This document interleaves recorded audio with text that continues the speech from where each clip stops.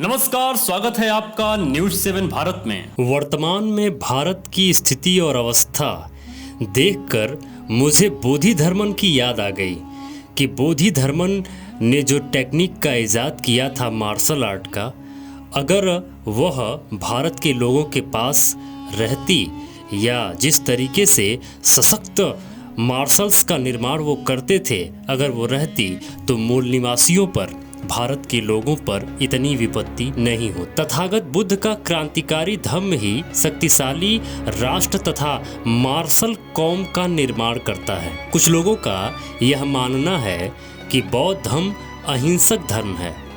यह धारणा पूर्णतः गलत है मेरे हिसाब से। हिंसा करना मतलब बेकार सनकी बनकर किसी को मारते जाना, यह सोच जंगली है, पशुवादी सोच है। बुद्ध कहते हैं कि बेवजह किसी पर हिंसा या जुल्म मत करो, लेकिन कोई ऐसा करता है तो उसे छोड़ो भी मत। इस तरह बुद्ध का धम्म हमें पागल अत्याचारी नहीं बनाता, बल्कि शक्तिशाली संरक्षक बनाता है। मध्ययुगीन काल में बुद्ध धर्म के अभाव में पागल अत्याचारी हमलावर बढ़ गए, जो गांव के गांव जलाते गए। अगर बौद्ध सम्राट होते तो ऐसा करने की किसी हमलावर की हिम्मत नहीं होती। बुद्ध दुनिया के पहले क्रांतिकारी थे और बौद्ध लोग दुनिया के मार्शल लोग थे। मार्शल आर्ट का निर्माण बौद्ध भिक्षुओं की ही देन है। बौद्ध धर्म ने दुनिया को बड़े बड़े सम्राट दिए, जो पागल हमलावर नहीं बल्कि दुष्टों के संहारक और सज्जनों के रक्षक थे तथा प्रगतिशील राष्ट्र के निर्माता थे। बौद्ध धर्म के पतन के बाद ही भारत पर विदेशी आक्रांताओं के हमले हुए, जिसमें महिलाओं को लूटा गया, हजारों लोगों को गुलाम बनाकर बेचा गया, भारत को पाषाण युग में ढकेल दिया गया। बौद्ध धर्म के पतन के बाद ही स्वार्थी लोगों ने बहुसंख्यक जनता को शस्त्र, संपत्ति, शिक्षा से वंचित कर उन्हें जानवर के स्तर पर पहुंचा दिया और उनका शूद्र, अतिशूद्र तथा आदिवासी के नाम पर भयंकर शोषण किया। बौद्ध धर्म हमारे अंदर कमजोरों के प्रति सहानुभूति पैदा करता है और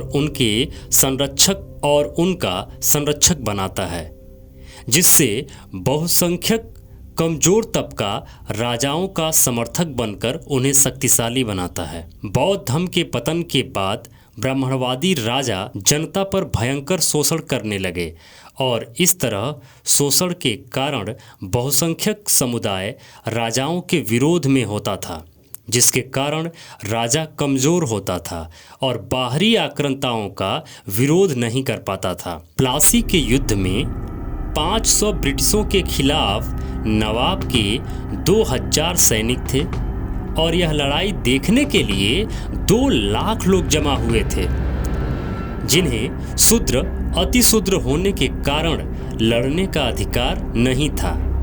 अंग्रेज अधिकारी कहता है कि इन 2 लाख लोगों ने हमारे ऊपर केवल पत्थर ही मार दिए होते तो हम आसानी से हार सकते थे। इस तरह बौद्ध विरोधी सोच ने भारत को मध्ययुगीन काल में कमजोर बनाया था, जिसका फायदा विदेशी आक्रांताओं ने उठाया और भारत को भयंकर लूटपाट करके प्रताड़ित किया। बौद्ध धर्म हमें एकजुट समाज तथा शक्तिशाली राष्ट्र बनाता है, जिसके विपरीत तथाकथित हिंदू धर्म जाति और वर्ण के नाम पर हमें कमजोर तथा गुलाम बनाता है।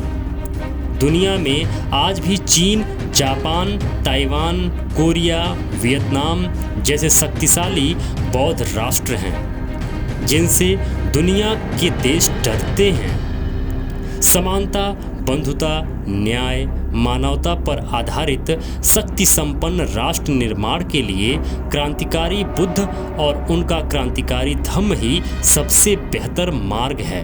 मित्रों, इसी आवश्यकता को देखते हुए भारत देश का एक सबसे बड़ा संगठन राष्ट्र रक्षा संघ भारत के मूल निवासियों को प्रशिक्षण शिविर लगाकर गांव-गांव प्रशिक्षण शिविर लगाकर मार्शल आर्ट की विद्या सिखा रहा है, जिससे लोग आत्मरक्षा के लिए तैयार रहें। तो आप अगर मार्शल आर्ट सीखना चाहते हैं या अपने यहाँ पे मार्शल आर्ट का कैंप लगाना चाहते हैं तो आप राष्ट्र रक्षा संघ से ज़रूर जुड़ें और आप राष्ट्र रक्षा संघ के लोगों को कांटेक्ट करके अपने यहाँ आप शाखा लगवा सकते हैं।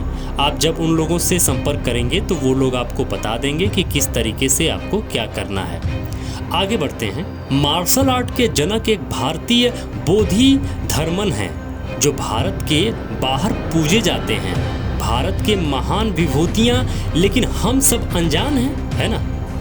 आज हम अपनी सभ्यता और संस्कृति को पूर्ण रूप से भूल चुके हैं। जिस संस्कृति को हम लोग भूल रहे हैं और जिन मूल्यों को हम खो चुके हैं, उनको अपनाकर अनेकों देश आज विकसित अवस्था में हैं और हम कहाँ हैं, आप समझ रहे हैं ना। आज जिस मार्शल आर्ट की कला को हम सीखने के लिए लालायित रहते हैं, उसके बारे में हम यही सोचते हैं कि यह तो चीन की देन है, जबकि हकीकत इसके उल्टे है। इस कला का ज्ञान चीन ने नहीं बल्कि चीन के साथ साथ पूरे विश्व को हमने दिया, भारत के लोगों ने दिया, बौद्ध भिक्षुओं ने दिया, बौद्ध लोगों ने दिया।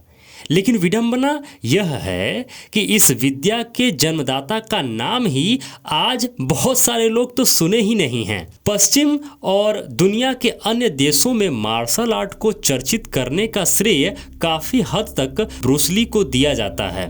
बाद में 1960 और 1970 के दशक में मार्शल कलाकार और हॉलीवुड अभिनेता ब्रूस ली से भी मीडिया की दिलचस्पी काफ़ी ज़्यादा रही, जिसके प्रति लोगों को लगता है कि मार्शल आर्ट इन लोगों ने संरक्षित किया और आगे बढ़ाया। एशियाई और हॉलीवुड मार्शल आर्ट फिल्मों को भी आंशिक रूप से इसका श्रेय दिया जाता है, जहां जैकी चैन और जेट ली जैसे प्रख्यात फिल्मी हस्तियों को हाल के वर्षों में चीन मार्शल आर्ट को बढ़ावा देने के लिए जिम्मेदार मानता है।